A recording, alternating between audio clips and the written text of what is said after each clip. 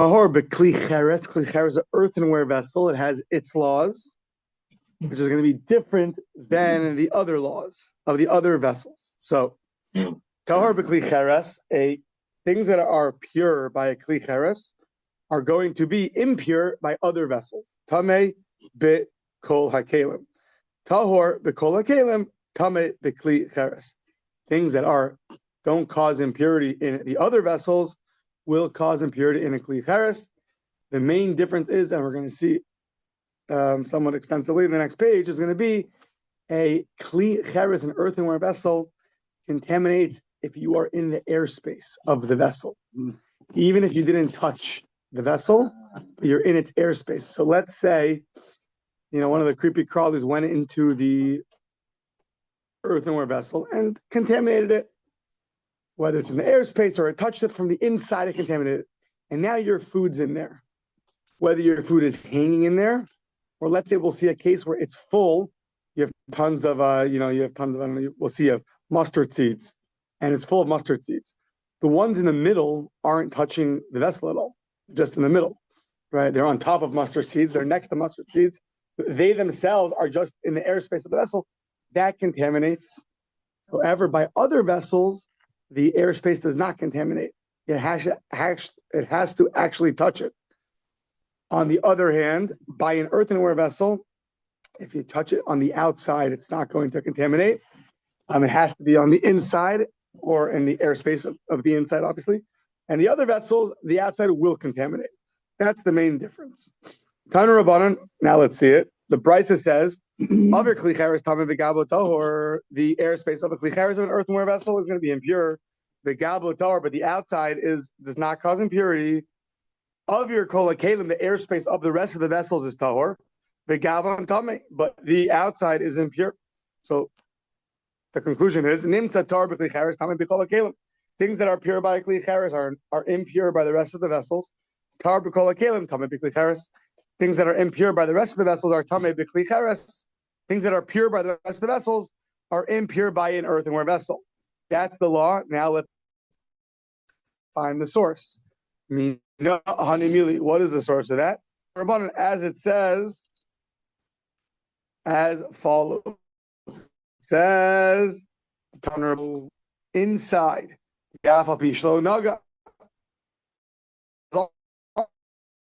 Inside each, it's going to cause impact. How do you inside touching? Inside means inside and not touching.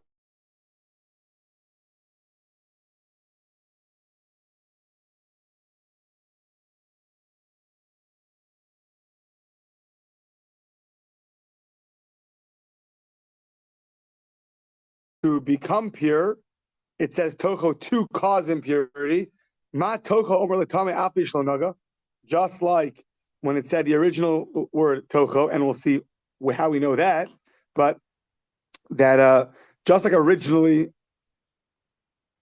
the other way, tocho l'tamei to cause impurity, and l'tamei to become impure.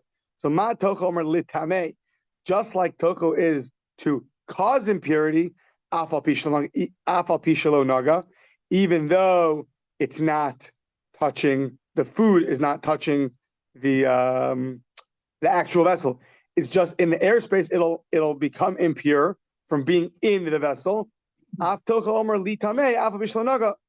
to become impure, the vessel itself will become impure if there's something inside the vessel that's causing impurity, like one of the creepy crawlies or sherets.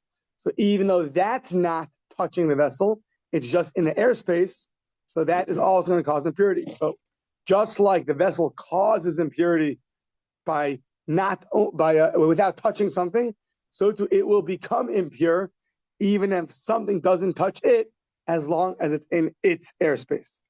So how do you know that the vessel causes impurity to foods, let's say, by not touching it, but just by the fact that the food is in the airspace? How do you know that? So the Torah testified on a kli cheres, because it said anything which is inside. Next page, vafilu malecharlos. It says anything which is inside becomes impure. So anything means even if it's full of mustard seeds, and it's impossible that the ones in the middle are touching anything because the like a ball pit, right? You go, there's the big ball pit with the kids jump in. So the balls on the outside are touching the wall. The balls on the inside are not touching the ground because there's balls under it. They're not touching the left or right because there's balls next to it. So too, it's impossible that the seeds in the middle are touching any part of the vessel, and yet the Torah says anything inside becomes impure.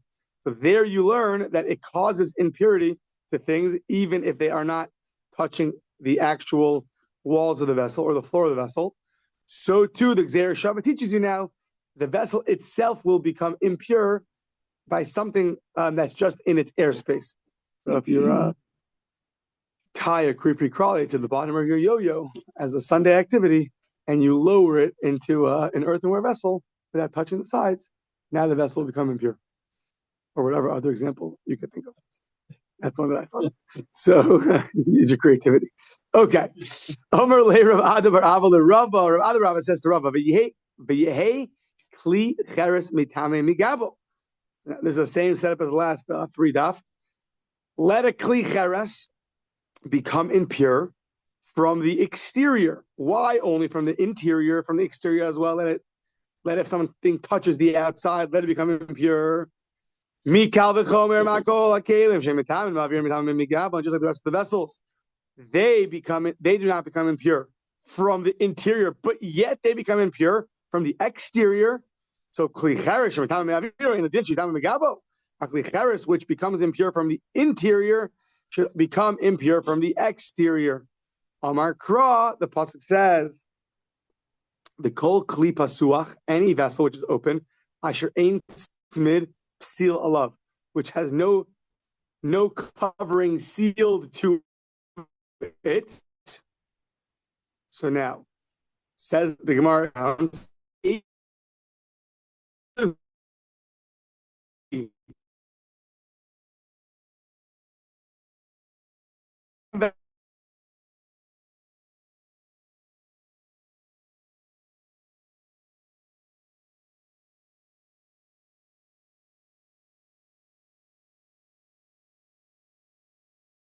what kind of vessel is that? So, Have Omer zeh kli cheres. That's a kli cheres, which, as you put it into the opening, before it even touches anything, right away causes impurity. It causes impurity. Have Omer zeh kli cheres. Yeah. V'chi ein smid pasil alav hu detame. That's only when there's no opening, meaning the interior. But hayesh smid pasilav, if it's closed up, the vessel has an opening. The opening is closed. That's only a vessel that the opening is open. But if the vessel had the opening was sealed, it was smid seal alav means that the vessel was sealed. Then it's going to be impure.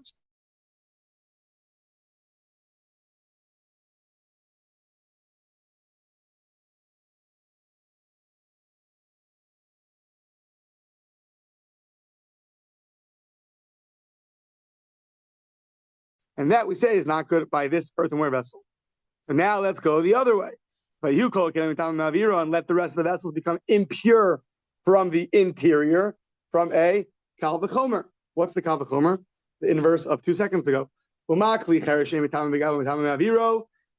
kli cheres, which does not become impure from the exterior, but yet becomes impure from the interior. The rest of the vessels, they do become impure from the outside, from the exterior. Eino din, is it not logical that they should also become impure from the inside, from the interior? Shemitam and mehaviran.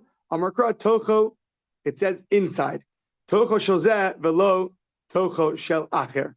Only the inside of this vessel will cause impurity, but not on the inside of any other vessel. Now, says the Gemara, one second. You can't use that tocho inside to expound this. V'hani tocho hadar shinu. We already used tocho for other expositions. Says the Gemara, don't worry. Arba'a tocho ksivi. There's 4 tochos. Now, it doesn't really mean that there's 4 tochos. I think it only means that there's really 2 tochos. But the word toch is inside, and tocho is it's inside. So there's inside, it's inside, inside, it's inside. So that gets us to 4 expositions. So at the Seder, you have another 4 to mention. You know? So arba tocho ksivi. Tocho. Arba tocho ksivi. Tocho. So toch. Yeah. So chad legufe. You need one of them to tell you that it causes contamination. That the vessel becomes impure. The food becomes impure. Thank you. The food becomes impure. Right, that we had earlier. The food becomes impure. Then we're going to need one for Xer Shava, that the vessel itself becomes impure. Yeah. So chad legufe, that the food becomes, that it causes impurity to the food. B'chad l'Xer Shava. You need one of the O's or the Tochs to be available to teach you the Xer Shava that taught us that a vessel becomes impure even with the, even if it's not touching it's just the impurity is just in the airspace. Okay. V'chad tocho shel zeh v'lo tocho shel acher. It's only the tocho of this and not the tocho of something else, meaning not any other vessel, only earthenware vessel. And one more is v'chad tocho v'lo tocho. Inside the vessel, but not inside the vessel.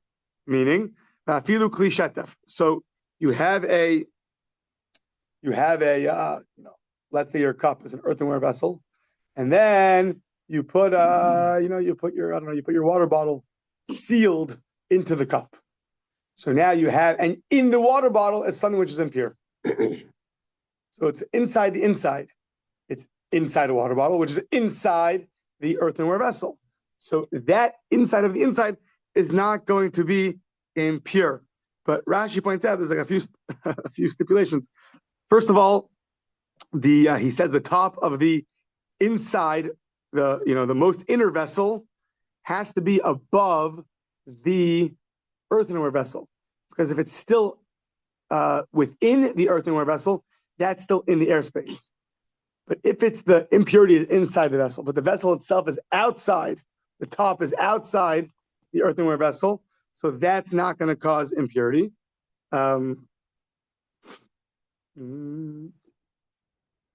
it's interesting, let's say the inner vessel is smaller, it's shorter than the earthenware vessel.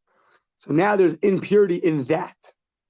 So that you could learn is that's also in the airspace of the earthenware vessel. Just because it's inside something else does not exclude it from being in the airspace of the earthenware vessel. But if it's in a vessel which is partially in the earthenware vessel, but then there's a part that's on top, that already is viewed as inside a different vessel, not the airspace.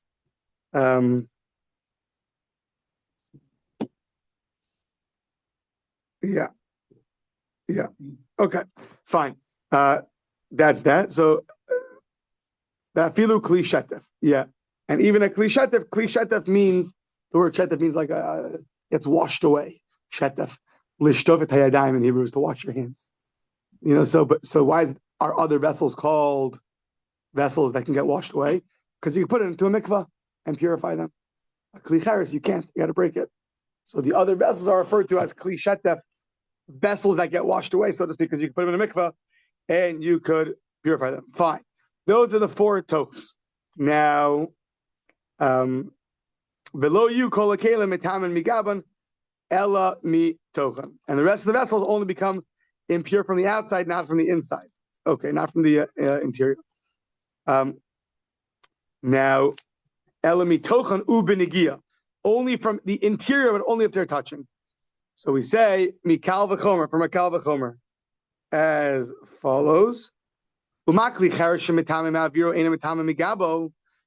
earthenware vessel, which becomes impure from the interior, and it does not become impure from the exterior. The rest of the vessels that do not become impure from the interior, the airspace, for sure should not become impure from the outside. Says no. any vessel which is open and there's no seal, it's not sealed, that can cause impurity. Who? But ain't psil who? So hayihu dechi ain't smid psil tame, but hayesh smid psil tahor. So that's only a vessel which is open, it's not sealed, will become impure from the inside, and the other ones are going to be pure if it's only in the airspace.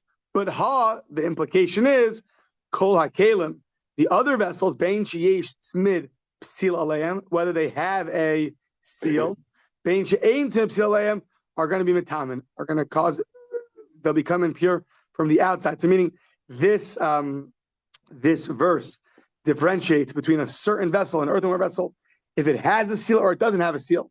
But that's only by an earthenware vessel.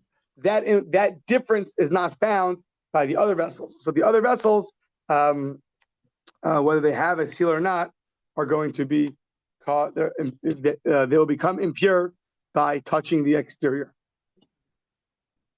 Metal, wood, everything that's not earthenware, made out of clay. Clay. Nowadays, what's earthenware? China? How's China? It depends. Well, China is fundamentally clay. So China might be a clay vessel, yeah. Must be a flatware. Most of? The flatware, other than those that are made out of plastic. Such as? Your plates or your breakfast bowls. Are earthenware. Earthenware. Except those that are made out of plastic or ceramic. Stuff. Supposedly unbreakable stuff. Play-Doh? Silly putty? Yeah. Okay, so that is the earthenware vessel. Now, Jules takes us to our next point. Tahor b'kli'etz, an impure, and not impure, a pure, tahor b'kli'etz, a wooden vessel that does not become impure, that will become impure if it's by a metal vessel. Tahor b'kli matchos, if it's a metal vessel, has something which we'll see what it is, that becomes pure, will be impure by a wooden vessel. So the wood in the middle vessels are going to be opposites. So now let's see what that means. Tanur Rabbanan says the brisa. Golme kli'etz tmein. So a golem is a unfinished vessel. So presumably it's usable on some level, but it's not fully finished. And the general rule of thumb is vessels become susceptible to impurity once they've finished, which is either determined by they're finished or by when the guy decides he's finished with it. So, but a golem is something which is it's not fully finished. So it's usable, but it doesn't have its finishing touches. So if you have such a vessel by wood, then it'll be susceptible to impurity. However, pshutehen tehorin, if you have a wooden vessel, let's say it's fully finished. However, it has no sack. It has no receptacle. It's just, pshute means pasha, it's just flat. Yeah. Like a pizza scoop. Like a pizza scoop. Okay. Yeah, one of those. Right. Steve's hungry. Yeah. So anything, exactly. Anything which doesn't have a receptacle. Why? Because specifically by wooden vessels, the Torah compares the kli'etz, the wooden vessel, l'sak, to a sack or receptacle. So that's unique by wood. By other vessels, we don't have that exposition, and therefore we're not going to have that qualification. So, okay, so gome kli'etz metamim pshutin tehorin. Gome kli matechos tehorin, though, in not fully finished, enough that it's usable, but not fully finished metal vessel will not become susceptible to impurity. Pshutehen, though, if it's totally flat with no receptacle, then it will become susceptible to impurity because it doesn't have that qualification. It has to have a receptacle. So conclusion being, Nimtza tar b'kli eitz, tam b'kli matechas, matchos tar b'kli matchos, tam b'kli eitz. Our Mishnah, it comes out that a wooden vessel which is not susceptible to impurity, however, such but by metal it will be susceptible, and the opposite, a metal vessel that is not susceptible to impurity by a wooden vessel will be susceptible to impurity. The Eluhain Golme Kliates, and here's a bunch of things that if you're a craftsman, it's good to know, but if not, I'll need your help. So the Eluhain Golme Kliates, the following are usable but unfinished vessels. Anything kol she'asid lashav. Lashav is, I think, it's to rub, to polish it. So we remember in camp we had sandpaper. You got to sand. Things you were sanding down, you're making it smoother. It's still usable, but it's not as nice. You got to sand it down. So what? This is to polish it. The shafshif, yeah, to rub it and make it smoother, shinier. Okay. Then you have l'shabitz. L'shabitz is like to beautify it. You're going to decorate it, adorn it.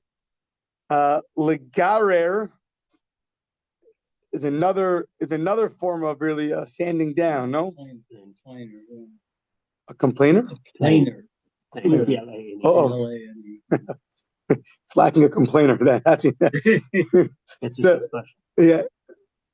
Next expression. Yeah, next expression. So almost. If we fall behind enough, it'll be this expression. So le carcave is you put a you engrave these big engravements, and that was for adornment also. Yeah, made it nice, made it engravements. Okay, and now everyone's favorite lahatiach betunas. You have to polish it with tuna fish. Yeah, tuna fish. So whoever finds the funniest meme about this wins. Yeah, betunas. Okay, now if you're mechusar kan o ogen o ozen, so all those things are unfinished kliates, which will still become susceptible to impurity. If it's lacking a kan is a foundation to put the vessel on, or an ogen is a rim, or an ozen is a handle, so then it's still susceptible to impurity because a handle's useful, but without the handle it's still functional. However, if it's mechusar chatita, then it's going to be tahor. Mechusar chatita, what's chatita? Hollowing out. So right. So if it's not hollowed out, so then it's still considered a regular wooden vessel, which is just without a sack. So if you don't hollow it out, so then it's going to be not susceptible to impurity. So okay, says the Gemara, mechusar chatita pshita. That's obvious. If you're lacking a hollowing out, well, then it's not comparable to a sack. So of course, it's not going to be susceptible to impurity. Lo tzricha de chak kapiza bekaba. You wanted to engrave it X amount, and you hollowed out X amount, a kaba, but you've only hollowed out a kapiza's amount. Kapiza, I think, is 3/4, 3/4 of a kav. So you're making this cup, a wooden cup. So you want to hollow it out, whatever it is, for a cup, yeah, for 8.6 fluid ounces or whatever, 8 fluid ounces. You only carved out 2 or 3. So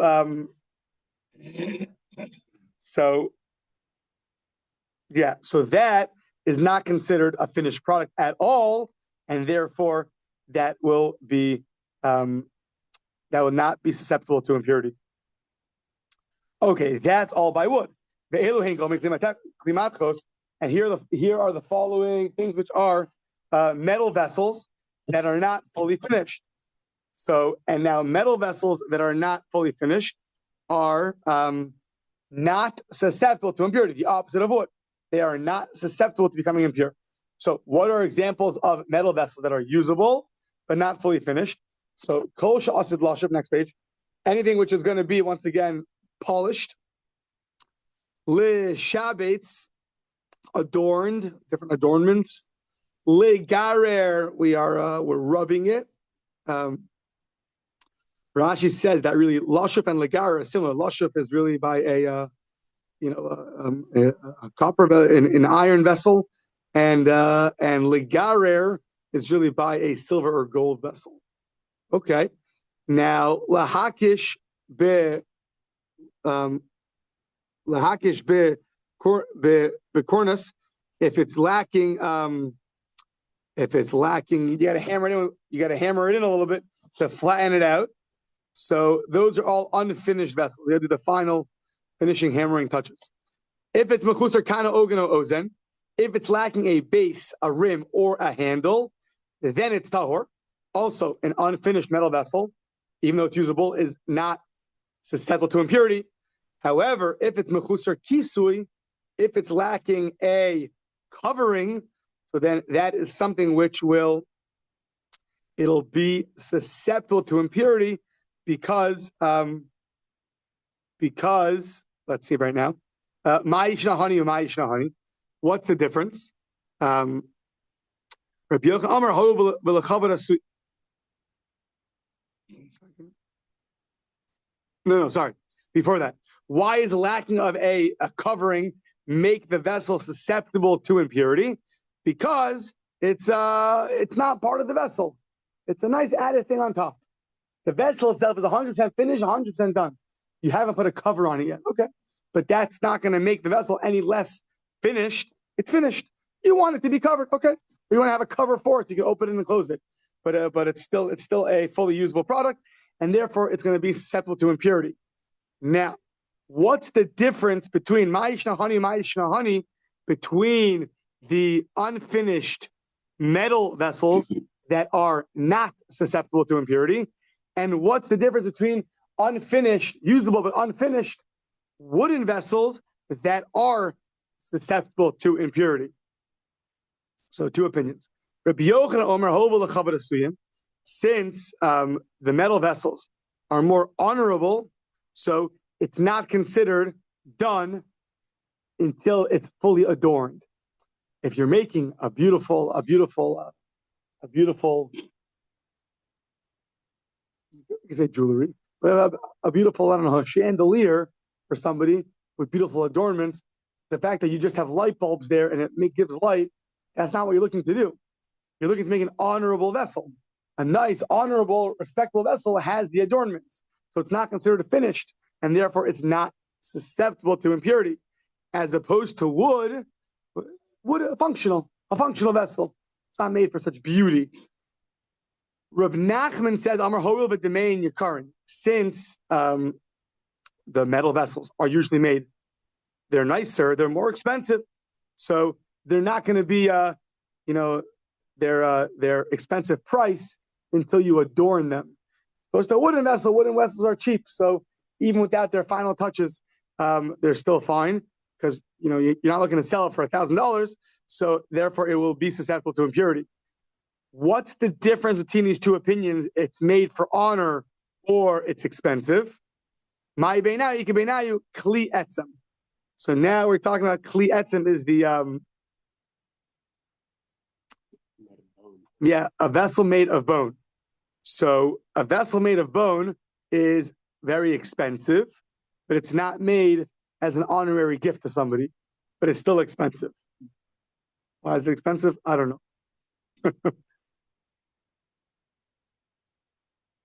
You make someone a beautiful vessel out of a shark's tooth. I don't know. I wonder if they're not regarding ivory as well.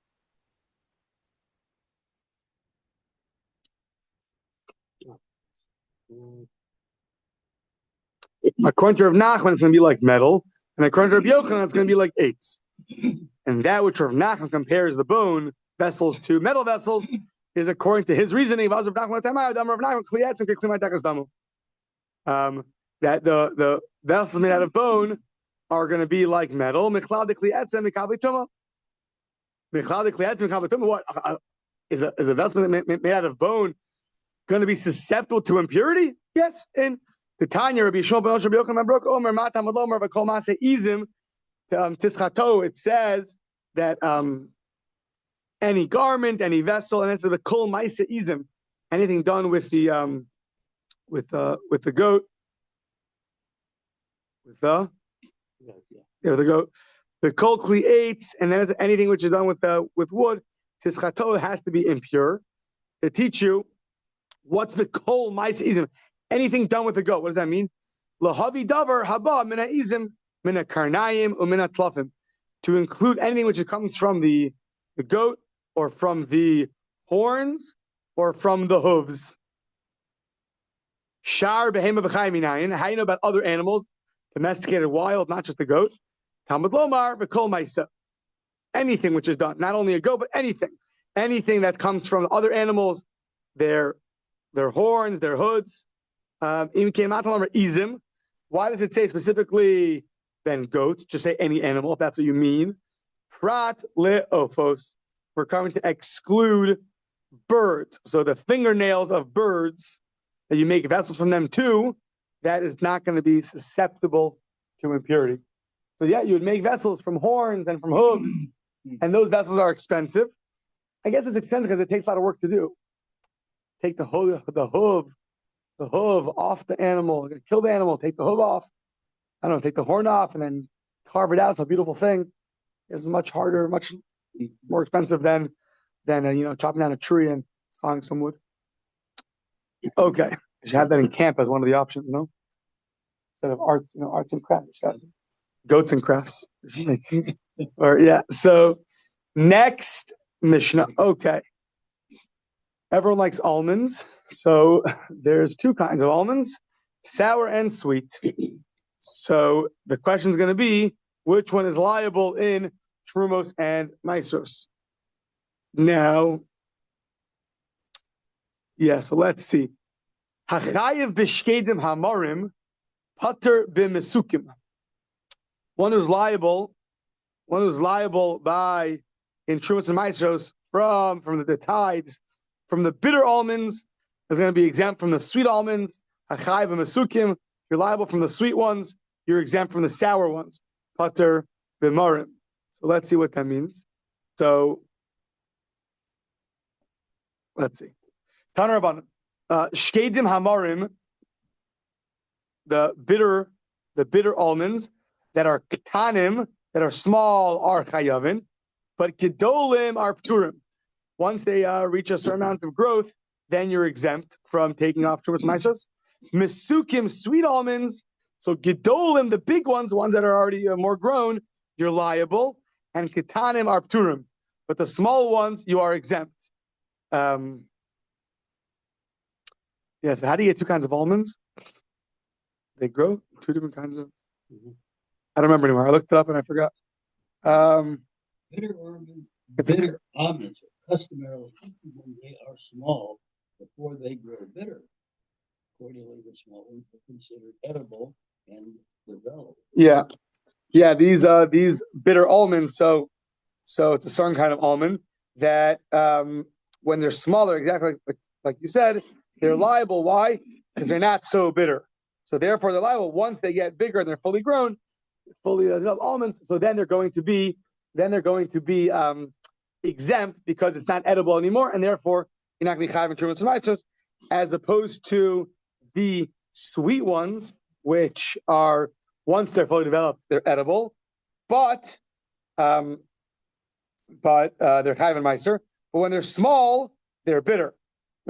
They're bitter, and therefore you can't eat them, and therefore they are going to be exempt from ma'aser. So there's one kind of almond that never gets sweet. Just when it's less bitter, it's somewhat edible, but when it's more bitter, it's inedible. So that when it's smaller, it'll be chayav. When it's bigger, it'll be not chayav, be pater, be exempt. As opposed to the sweet almond is really, when it's smaller, it's bitter, so it's inedible, and therefore you're not liable. But when it's bigger, it'll be edible, and therefore you'll be liable. The question really is it edible or not? That's the question.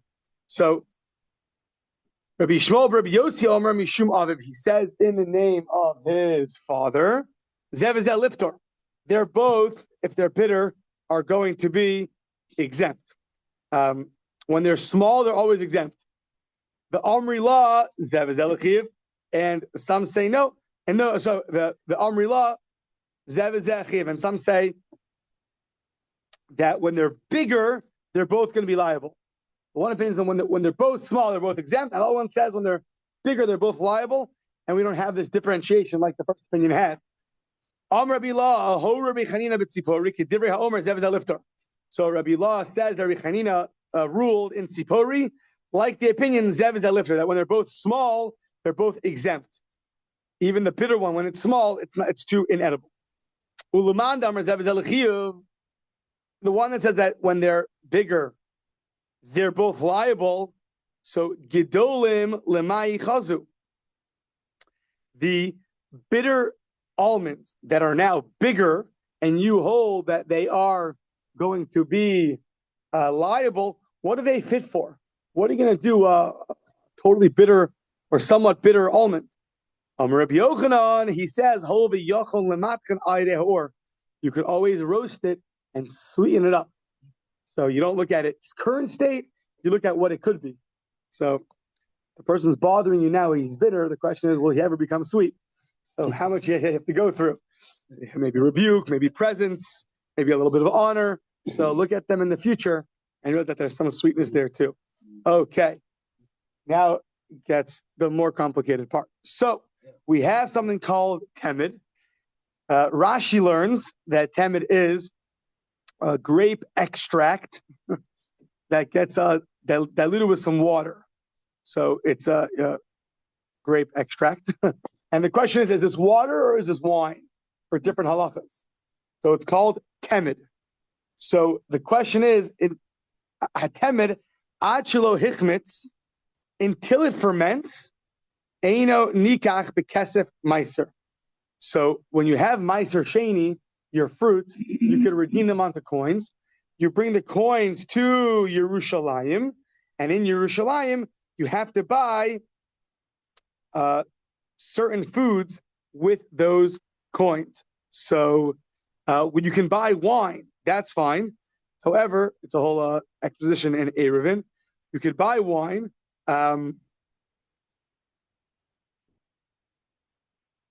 Because it has to be either a fruit you're buying or has to grow from the ground, or you could buy meat. But this temid, this grape extract, which has been diluted, so the question is, do you view it as it's wine or not? So if it ferments, okay, so you know it's wine. So that's fine. So that you could use the money to buy it, But if it doesn't ferment or it hasn't fermented yet, we just view it as diluted grape extract. It's more flavored water. That's a better word. So yeah, there's flavor, right? There's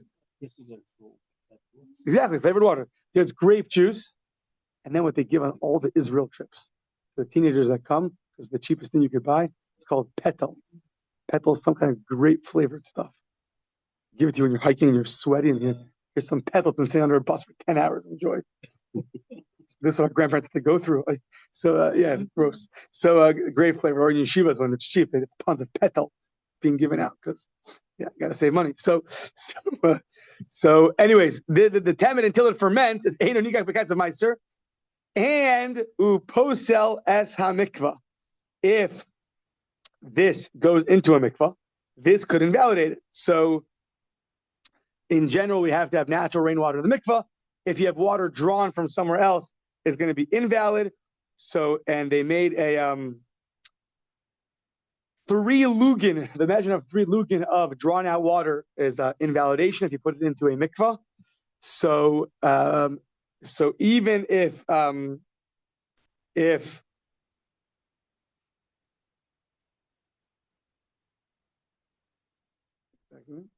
yeah, so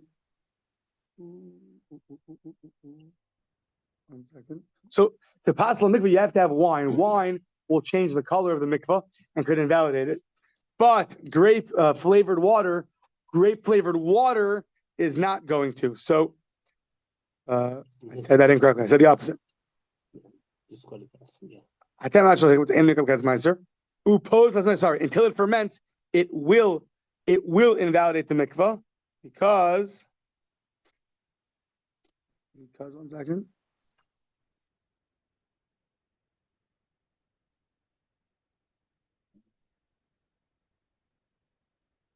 Yeah, sorry, wine does not invalidate, but grape flavored water will invalidate. So until it ferments, it's considered like a grape flavored water, and therefore it will invalidate the mikvah. It's not considered wine yet. Misha hichmitz, once it ferments, so now nikach because of meiser, you can buy with your meiser sheni money. You can buy this product. The eino posel the mikvah. Once it ferments, we view it as wine and not as grape flavored water, and therefore it's not going to invalidate the mikvah. The next part is short in words, but lengthy in explanation. This is save something special for Shabbos, so we'll say the second half of the Mishnah.